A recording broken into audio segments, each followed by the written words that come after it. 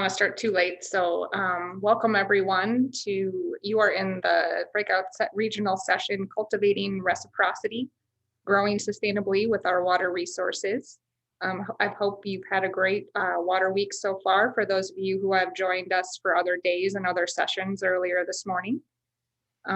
Today is going to be, this session is going to be about 45 minutes and we have two panelist discussions to get through. Our session is on small scale agricultural practices that can have a big impact on local watersheds and waterways. You'll learn how one seasoned organic produce farmer continues to ensure his operation works with the land and water resources to have positive, lasting impact on his community. You'll also gain insight from regional Ojibwe tribal members, Mike Wiggins, about sustainable manoomin or wild rice harvesting practices. What we seed, cultivate, harvest, and protect makes a difference to our Great Lakes region, and so can you. So for our first presenter will be Tom Galazin of North Winds Farm. Tom, along with Ann Rosenquist, operates a small de facto organic farm amid the rolling hills of far northern Wisconsin. About 3 miles from Bayfield and Lake Superior, Northwind Organic Farm has been off the grid since 1982 and produces a wide array of fruits, vegetables, jams, and cider, mostly for local markets. And his presentation today will deal with the efforts to contain and utilize water on mostly sandy, inclined soils while avoiding artificial fertilizers, chemical sprays, plastic culture, and other potential water contaminants.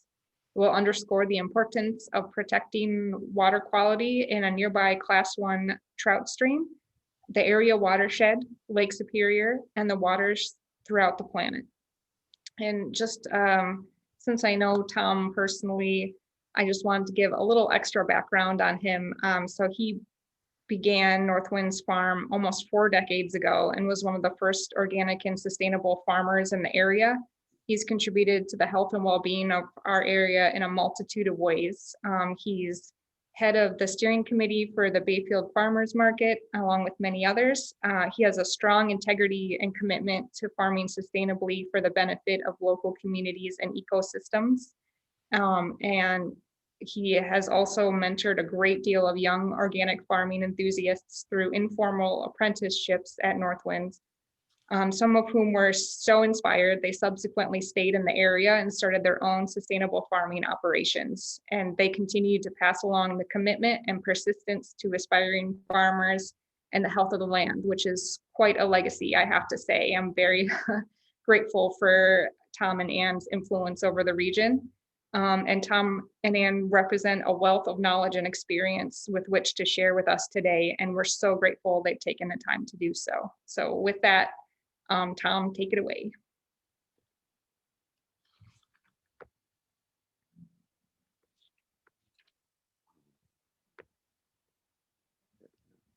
Well, this picture kind of says it all.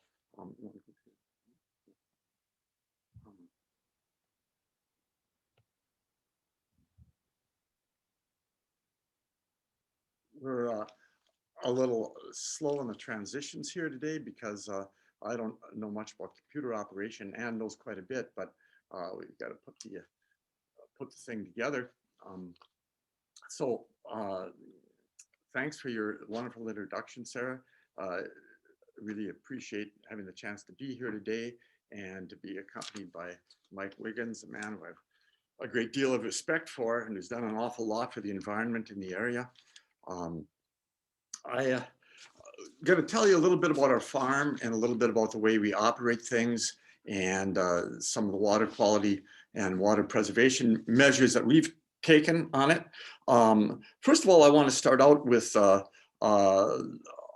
talking about several incidents that happen in my life. They're not profound incidences, but I always think about them when I'm reflecting on water and water quality. So if we could have a slide on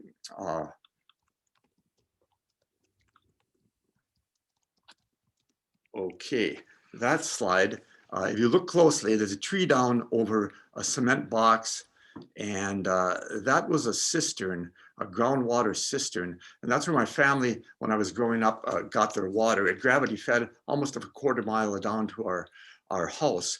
There's a clay layer underlying the sandy soils we have by maybe 1.5 to 3 feet. It varies a little, and the water would collect there. So my dad worked on the ore boats, the lake carriers, and in the summer, a lot of times the water would taste a little funky. So after a few days of funkiness, I would have to go up, move the cement cover over, and bail out the dead frogs, toads, and snakes. And in a couple of days, the water quality would improve, and we would continue drinking it. So that was one of my early incidences of kind of a bacteriological contamination of water. Back to me. Second thing that comes to mind with me a lot is when I was in high school and years before that, and this we're talking the late 1960s, between Washburn and Ashland, a place called Barksdale, there was 900 and some acres owned by a DuPont corporation. And when you drove past on the road, the stream that ran through their property looked a cross between this and the color of my shirt.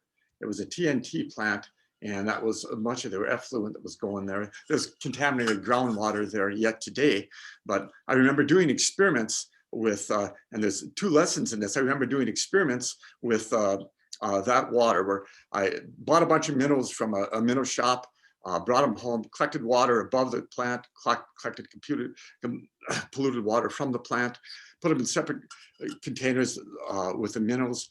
And of course, the minnows died much quicker than the other ones from the clean water up, relatively clean water upstream before the plant. But I also noticed there was a die-off in an extra supply of minnows that I had bought at the time. And I'd put those in a small enameled crisper drawer that, from a refrigerator that my mother had there, spick and span as could be. And so I complained to my mother about, I can't understand it, my extra supply of minnows is dying. And that's when she told me that, of course, I hadn't asked her about using that facility, but she told me that she had mixed apple tree spray in that container, and quickly became obvious why the minnows were dying. So then we had some chemical contamination incidents. And more recently, but still 20 years ago or so, I was experimenting a little with a lot of things in agriculture. And there's a lot of remay. It's a polypropylene or polyethylene row cover that is put on crops a lot of times, sometimes as an insect barrier. And I was making it into bags like such. Okay, this one now is made of cotton, okay, 90 mesh cotton, cheesecloth. But I was putting it in bags, and I'd put that over the limbs of apple trees, but more often cherry trees, to keep the fruit from being damaged by insects. So I was taking it off to get at them ripe cherries, and I took and flicked it through the air like this out in the sunshine to fold it up and put it away for next year's use. And as I flicked it, my first personal experience with microplastics came floating through the air. There were thousands of those remade particles floating in the sunshine. And from that day on, I put away the remay and didn't get any more. So those were early influential events for me. Now I want to go over a little bit about our geographic location, in case you're not all familiar with this. We live up by Bayfield. You can see on the map, that's the Lake Superior out there, obviously, and the Apostle Islands National Lake Shore. A well-populated or well-visited area. Even last summer, there was a lot of COVID refugees coming up, spending the summer or part of the summer there. And you can see where the farm is. It's located about 3 miles from the lake. And now we'll zero in a little bit here, just to the west of the farm, about a half mile, is North Pikes Creek. It's a class 1 trout stream that has a buffer zone all the way up and down it, or most of the way up and down it, of land that's preserved in order to enhance the water quality and the trout rearing in the stream. And it dumps out about 3 miles south of Bayfield. So that's those are some of the significant water resources that are close at hand. And now we want to move into telling you a little bit about the farm. Okay, this is a farm sign from the bottom of the driveways. Obviously indicates we grow quite a bit of fruit. We've got about 140 acres of land. Fortunately, most of it's woods. We don't have to work at all and don't want to work at all. The major crops are fruits, strawberries, raspberries, blueberries, blackberries, but we grow a lot of vegetables. I think we see some basil and some melons located in this picture. Was a swing set greenhouse there. We use a lot of recycled materials. And another picture was various peas and apples, strawberries. This is a picture of one of our strawberry fields in bloom time. We're getting a few final weeds out of there before harvest starts in another week or so. And this picture is of rhubarb.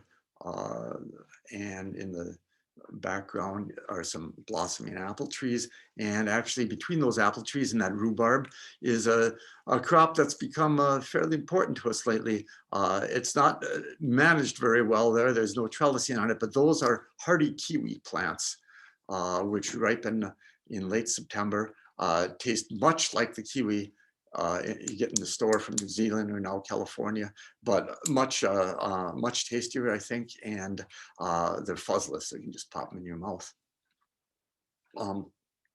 We grow a lot of minor sort of fruits too. Some of them are located in there, something called gumi. There's some purple raspberries, there's black raspberries, red currants, champagne currants, gooseberries, probably a few other things I've not seen. And we have a small farm store. We sell a lot of jams that we make with our own fruit there, maple syrup seasonally, and apple cider, as well as fruits and a few other items. So we're going to launch from that into talk a little bit about our markets, and then we're going to talk about some of our sustainability goals.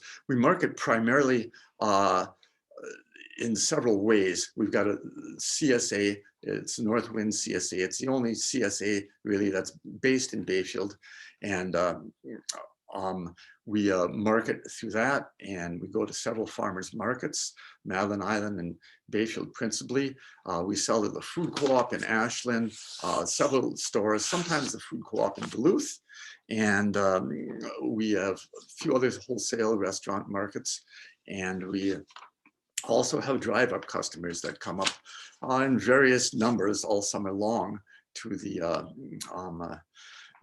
small farm store we have. Mike was one of those. So into the sustainability slides a little bit. Some of the things we do, we produce our own energy. That's done through solar and wind. And also wood. We heat our water, do our cooking, and do our space heating with wood. We avoid chemicals and artificial inputs, both on the farm and in our personal existence. We minimize plastic use. You probably read a little bit about in the last few years about the tremendous pollution problems with plastic. And they actually looked at a number of national parks, and one of the heaviest places was here in the Apostle Islands National Lake Shore. So we're trying to minimize plastic use. It's bad for the planet. I've been an anti-plasticer since 1973. We favor used materials and tools when appropriate.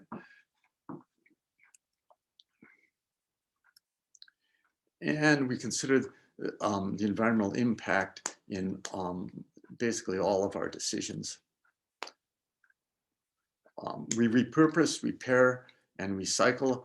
A lot of times we go to the metal piles at the waste site, the recycling site. go to the metal piles and find various items we can use on the farm or repurpose into things we can use on the farm. We work for a clean environment and a stable climate, and we try to do this in many ways through our personal action, but also through political action, showing up hearings, rallies, writing letters, joining organizations, responding to a request for information. We cultivate for ourselves and among others, when we can, earth-based interests. We like foraging wild foods and mushrooms.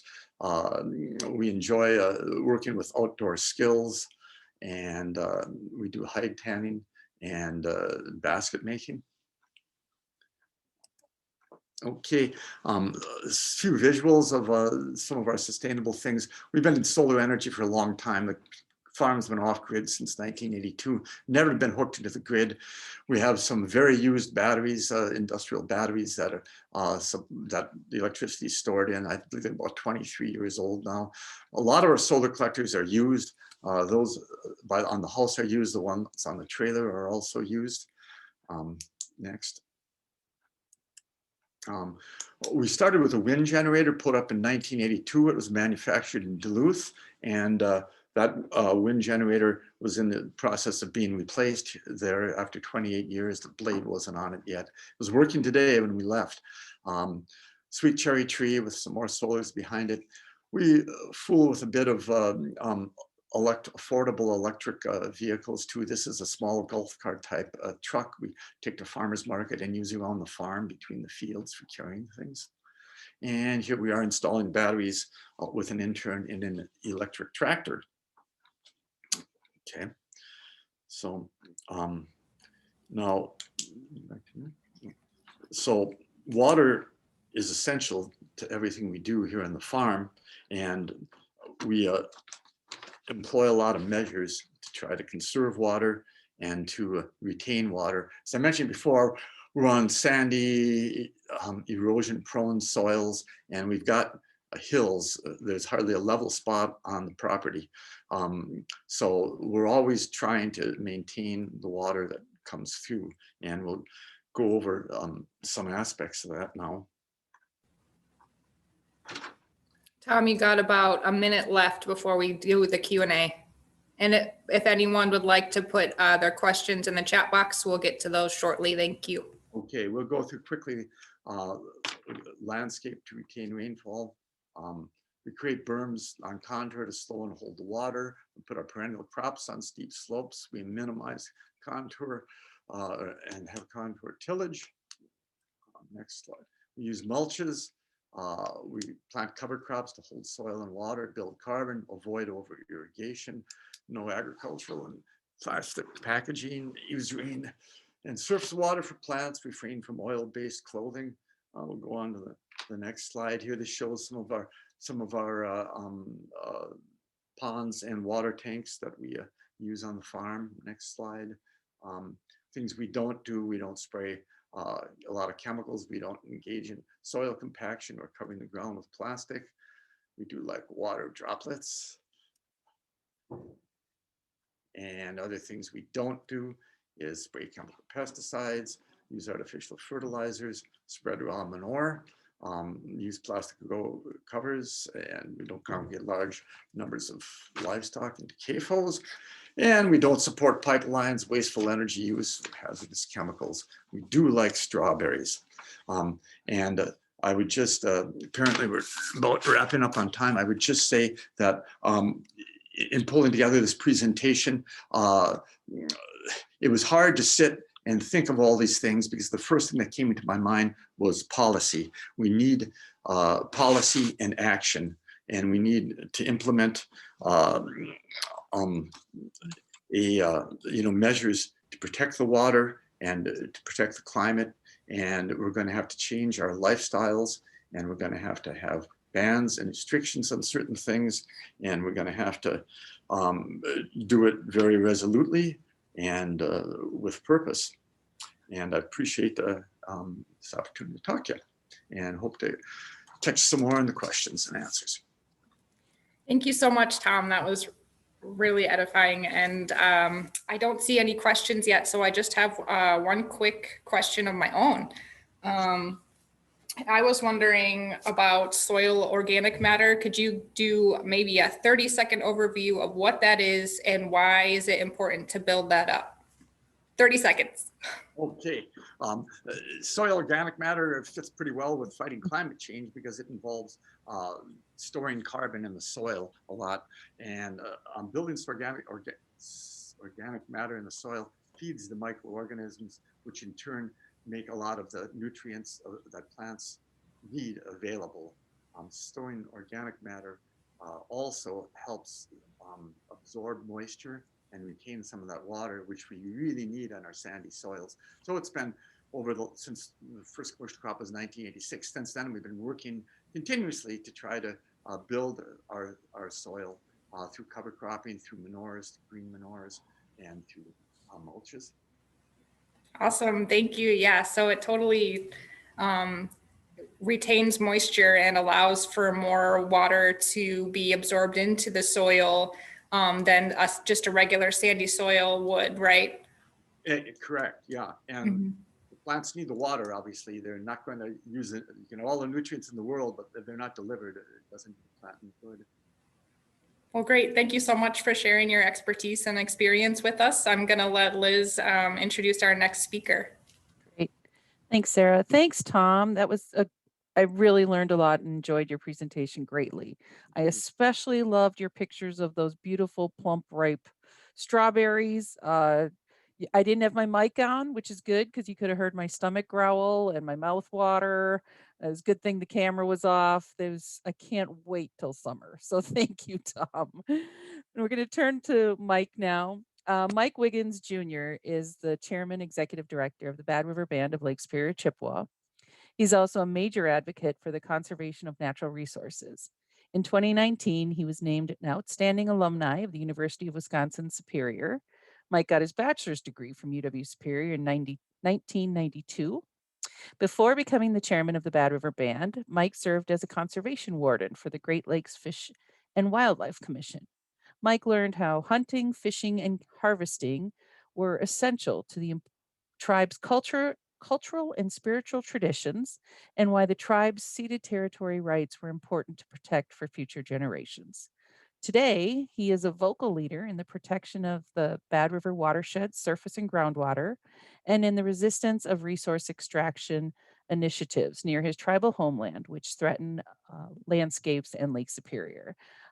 Please welcome Mike Wiggins Jr. I'll turn it over to you, Mike. Thank you. Well, thank you, Liz. I just want to say thank you to Tom, too, for his presentation. Tom epitomizes walking the walk when it comes to water in our lands and that connectivity to our home in the big lake. And I've learned over the years resisting open pit mining, which is essentially mountaintop removal in our highlands above us, and also dealing with Embers Line 5.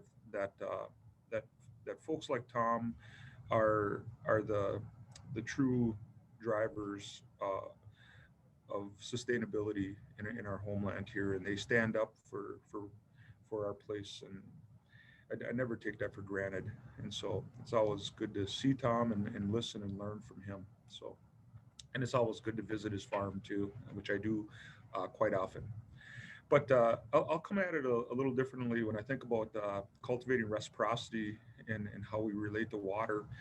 And I'll tie that into wild rice too. And I'll try to do that very efficiently. But a couple of things that you know that I subscribe to help shape what is essentially a tribal leadership vision that has macro kind of overview components to it and looks at much broader kind of pictures and interactions with the way industry and everything else is kind of impacting and potentially set to impact our lands and waters.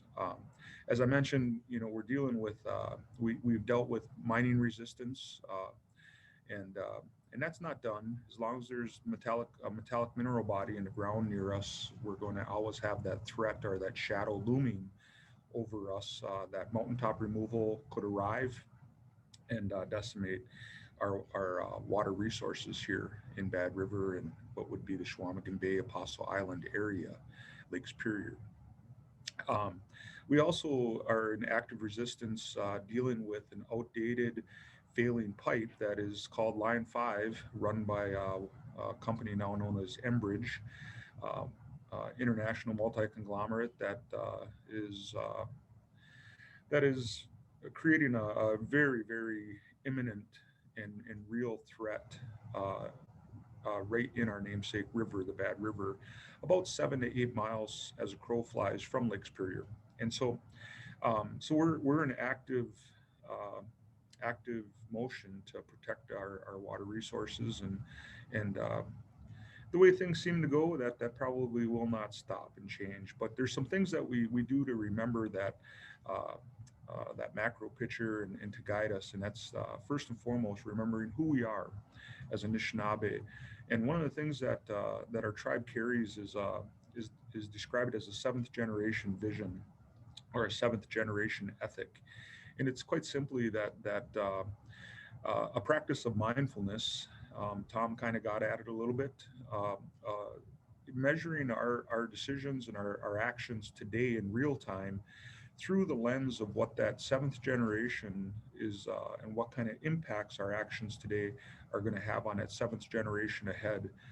And I can't tell you how important that is and how real that is, because our treaty rights and all of the things that allow my tribe to kind of flourish um, and in terms of hunting, fishing, gathering, the ability to feed ourselves high quality, excellent food, free from the CAFO industrial complexes.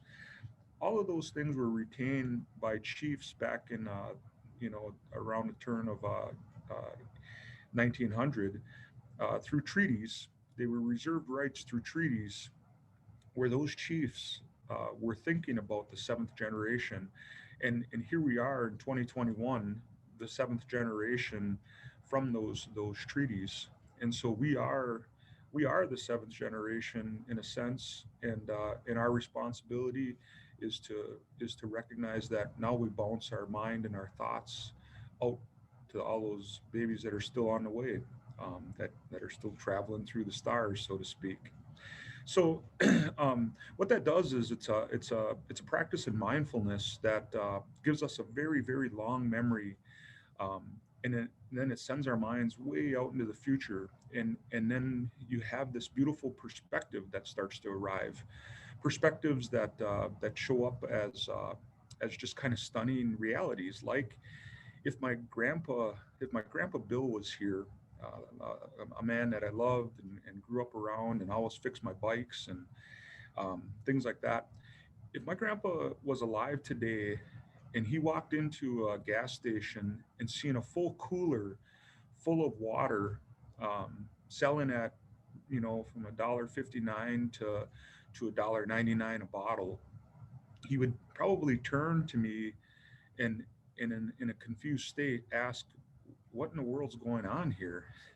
And and and so you know the the quantifying from a market standpoint, the commerce and the moving of water as a commodity for profit is just a stunning, unbelievable reality that without proper perspective becomes just the way the world works. And so those old memories and looking at how that's supposed to work into the future are very important. And because water is life, and the fact that it's being set under some type of monetary kind of component is crazy. And of course we scale up and we see Nestle and other corporations getting the keys to massive aquifers underneath the earth, and depleting them for profit. There's things that we got to think about and be mindful of. And so that seventh generation ethic and that long memory help give perspective And all of that contributes to how we evaluate our decisions and the things that are going on for our tribe. And that's part of that leadership lens.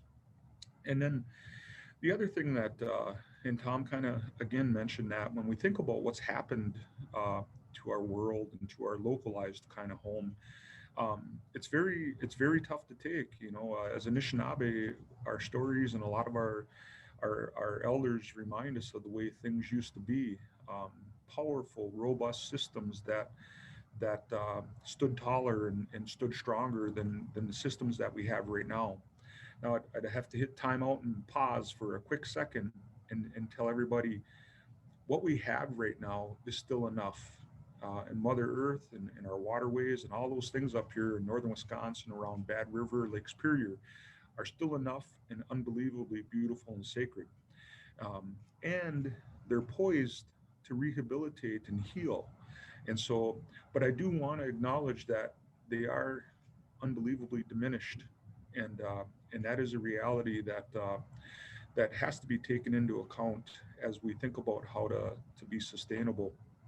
Um, Tribally, when we were resisting the mine, we as tribal leaders, the Anishinaabe tribes, Lac du Flambeau, LCO, St. Croix, Lac Vieux Desert, Keweenaw Bay, Bad River, Red Cliff, all of us would go and travel to the EPA down in Chicago at the federal building, and we would just tell them that we are not interested in rehabilitation and restoration as an alternative and as a quick short-term path. What we're here for is to talk about protection and preservation. And that seems to be a quick kind of default button that a lot of resource extraction initiatives go to. They immediately start talking about restoration and rehabilitation under this notion or false umbrella of quote unquote responsible, being responsible in their degradation. And so we understand in real time that what we have is diminished, that it can still heal and it's still sacred, but we subscribe to protection and preservation. So with water being life and perspective being a key to mindfulness, we we look at some of the things going on right now with wild rice out in our bay. Wild rice is an indicator species of high quality water. Um, Chequamegon Bay, as it dovetails into Kakagan Sloughs, just south of the Apostle Islands complex, um, has a wild rice bed that is very sacred. It marks the final stop on old stories of Ojibwe migration here to this area thousands of years ago after the glaciers retreated. Um, that wild rice was what our people were looking for. And Madeline Island, or as we call it, Moningwanakanig, became that final stop on our migration from the East Coast.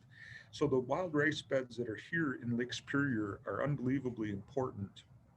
What we've seen is degradation on that, and so what we looked at internally is some of our wastewater infrastructure issues, and what we were doing along Bad River into a wild rice bed that's there. Um, we were, because of outdated systems and what would be called inundation, large storm events permeate the groundwater table because of old faulty pipes and all of that other stuff. We were getting water into our systems, which would overload our wastewater treatment plant, which would result in the release of untreated sewage. Well, we've put millions of dollars into systems to try to fix that, and then now we're dealing with the main body of our wild rice beds that are not flourishing. We have towns next to us that every large storm event, Ashland, Wisconsin's doing upwards of 9 to 10 million gallons of raw sewage into Chequamegon Bay. Chequamegon Bay, which is a smaller, shallower, flat bottom kind of bay as a part of Lake Superior, but really almost a standalone ecological entity. Mike, we've got about 30 seconds for you to wrap up before Q&A. Sorry to cut you off there. Yeah, I'll finish in 30 seconds. So when we look at infrastructure issues like the kind Ashland's experiencing, what it really boils down to, and what we've tried to own, is the fact that you have to prioritize. You have to prioritize your economics, your budgets, and your decisions on how you want to move forward with water at the zenith of your thought process. It's going to take a long time, and it's going to take a lot of money for Ashland to fix their stuff. Our journey is not done, but we prioritize it and we put our money where our mouth is, so to speak, in terms of trying to fix that stuff. There's always a need for a new fire building. There's always a need for a new police station, all that kind of stuff. But at some point, you have to think about the big lake. And so I just wanted to just say that, there's a lot that goes into how we look at the environment around us and water resources, but prioritizing and the things that we think about from a seventh generation perspective and being mindful, that really does impact our decision making governmentally, and we try to do the best we can. So I'll end that right there and say thank you. Great, thank you so much, Mr. Wiggins. That was wonderful. There are some questions in the chat here, so the first one, I'll let you answer first. Have you seen a shift in interest in local foods or local harvesting, maybe more interest in these over the years? Absolutely. Local food systems represent the antithesis to resource extraction. Local food systems and local kind of harvesting practices are the answer and the key to shortcutting folks. I'll say communities' diet and nutrition into realms that are world class. That's the power of our landscapes and waters around us, from fish, venison, things like that, the berries, and all of the other stuff. When you have smaller farms that are really mindful, like Northwind Organic Farm, and all those others that are, I think of Ashland County, that are proactively choosing not to go and grow to CAFO status, you have better nutritional, non-chemically laden food that benefits the entire community. And I am seeing young people that are just like flying in and landing in our watershed area, that are committed to perpetuating some of that local food, some of that good food. I've often said, and I've heard this, I'm just passing it on, that we don't have a food crisis in quantity. What we have is a food crisis nowadays in quality, and we have a lot of folks like Tom and others that are in active motion to make sure that doesn't happen here. Wonderful, thank you for that. I have another question. This seems like it could be for either of you, so you can both have a chance maybe to answer, but is there any regional farmer network in the Lake Superior watershed, or a way for farmers to informally get together to discuss sustainable practices? Go ahead, Tom. Okay, well, there's a number of informal arrangements. There's Minnesota's pretty well organized with some sustainable farming associations, and there's a chapter called the Lake Superior Sustainable Farming Association in the Duluth Superior area, which tends to reach out and tries to reach out a bit into this part of Wisconsin. So they're always doing little things. They have a great harvest fest in Duluth every year. Locally, some efforts have been made for CSA coordination, and there are some CSA groups that get together and discuss marketing and market jointly. We used to be part of a group, CSA. We do it ourselves now. Schwabin CSA was the former thing. Now it's Northwind CSA. Otherwise, there's not as much as there used to be. I think a lot of people were very involved in this in the early 1990s. There were some state grants that originated from oil overcharge, court settlements on oil overcharge monies that were put into sustainable ag at the state level. And that resulted in a whole bunch of demonstration projects and experimental projects around the state. And we were fortunate then because I think we had 15 to 16 people in an organization called Schwamigan Organic Growers, and we hustled for 2 years. They're the largest grant in the state, and we had a lot of farm field days with that and tried a lot of different experience things. And a lot of people got really into the farming thing now. But I would say Northland College has stimulated a lot of farming interest, I think, and they become purchasers of local food, which is a really good thing, and kind of I guess grease the skids a little for a few more farmers, young farmers, to enter the scene. We need we're getting more farmers around here now. We need more local consumers too, more people that are willing to sign up for CSAs, more people that are willing to go to the farmers markets or out to the farms themselves. There aren't many farms that are open to drive up, but we are, and there's a number of other farms, and I'm sure there's going to be more. Anything to add to that, Mike? Yeah, I think I think Tom's right on money. Our land and our waters up here, but our land primarily in the Ashland County, Bad River region being clay based. From a science standpoint, it's going to continue to push and help push, smaller, more sustainable farming initiatives. When you get into like more recently, a $9 million sewage plume off of a Iowa pig CAFO that wanted to arrive in our Lake Superior Basin. When you get into clay-based soils and transporting of CAFO industrial waste, you learn very quickly that that's direct connectivity to Lake Superior, and the arrival of CAFOs would decimate this area.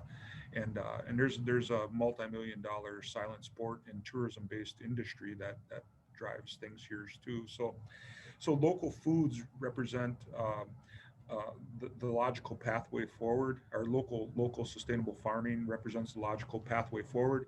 It also represents the robust, wonderful call-in of folks from other urban areas that would want to visit us, eat world-class, local food, visit a world-class ecosystem, spend their money, interact with this place, and then go back to the city.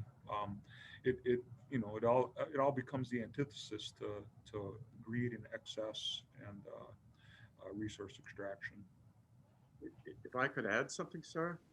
Sure, got a couple seconds yet. A couple seconds is not much has been mentioned about the tribal agricultural efforts, and I've noted this over the years. I've went to 15 years ago to Bad River and helped there with some presentations and some rootstock and stuff, and a lot has been done on both Red Cliff and Bad River. They have little farming operations going. I think there's a CSA in Red Cliff, and they're doing an awful lot to support sustainable and local agriculture, and it's appreciated and intermeshes with the rest of us are doing well.